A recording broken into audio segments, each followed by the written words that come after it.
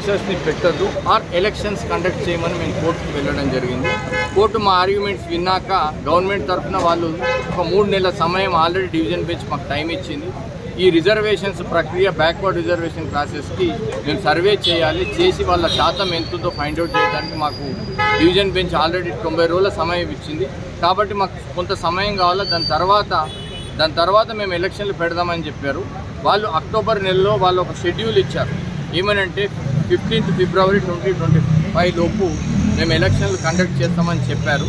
కానీ వాళ్ళు చేయలేరు. మొన్న సోమవారం రోజు కోర్టు దృష్టికి మేము తీసుకొచ్చాం. వాళ్ళే అండర్టేకింగ్ ఇచ్చారు చేస్తామని, వాళ్ళు చేయలేరంటే కోర్టు వాళ్ళని అడగడం జరిగింది. మీరు ఈ ప్రక్రియలు ఉన్నాయి కదా, ఈ 5 ప్రక్రియలు ఎన్ని ప్రక్రియలు కంప్లీట్ చేస్తుంటే మేము 3 ప్రక్రియలు చేశాము.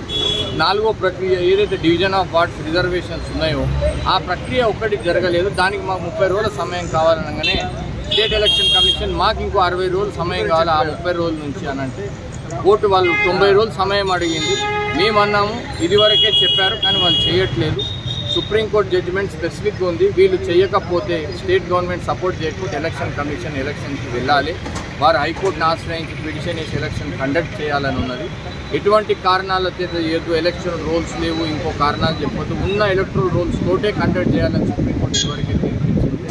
ఆ తీర్పుని మీరు కన్సిడర్ చేస్తూ స్టేట్ గవర్నమెంట్ వీళ్ళు అడిగిన సమయాన్ని తీసుకుంటూ మీరు ఎలక్షన్స్ చేయాలి అని చెప్పి తీర్పు ఇవ్వమని రిక్వెస్ట్ జరిగింది. కోర్టు కన్సిడర్ చేసి అందరు ఆర్గ్యుమెంట్స్ కన్సిడర్ చేసి వాళ్ళు కూడా ఎలక్షన్స్ పోతామని 90 రోజులు అడిగినందుకు ఆ 90 రోజుల సమయం ఇచ్చి ఇవాళ సెప్టెంబర్ 30 లోపు మొత్తం ఎలక్షన్ ప్రక్రియ పూర్తి చేయాలని చెప్పి ఇవాళ కోర్టు తీర్పు. ఎట్లా చూడొచ్చు?